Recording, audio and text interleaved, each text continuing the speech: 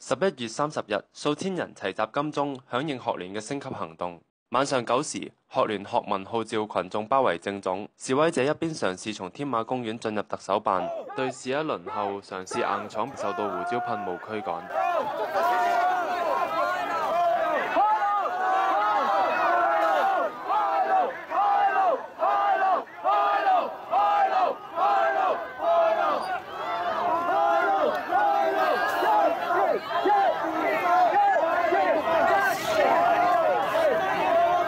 另一邊嘅示威者則衝出龍和道，一度佔領龍和道個幾鐘頭。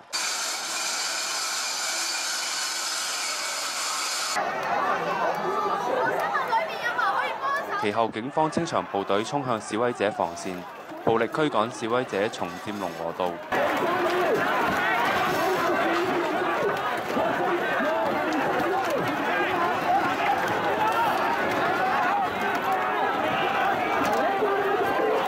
使用咗警棍、胡椒噴霧同催淚噴劑。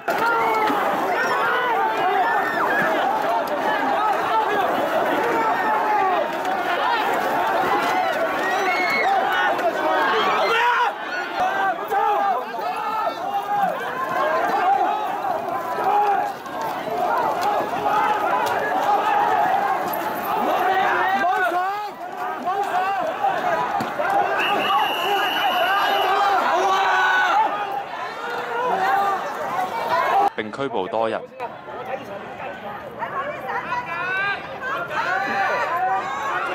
凌晨近4時，示威者趁警方減少布防，再次佔據龍和道，並組成多條防線抵擋。早上近8時，警方開始準備新一輪清場，甚至出動自雨傘革命開始以嚟首次使用嘅水炮。警方清場部隊由特首辦方向衝擊留守龍和嘅群眾。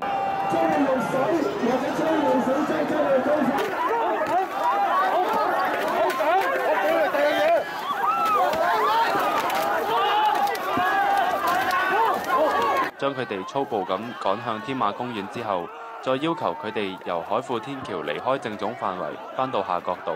夏慤道佔領區範圍群眾發現進行驅散行動之後嘅警員態度囂張，有啲更喺天橋上散笑同歡呼，群眾大為不滿。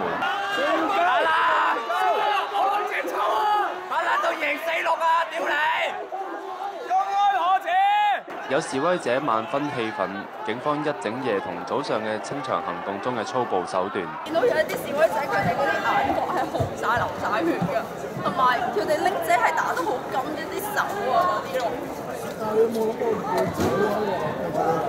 我一定會繼續留喺度。如果你係支持學生，你係黃絲帶嘅朋友，你嚟過呢度，你就發覺講小心呢兩個字廢㗎。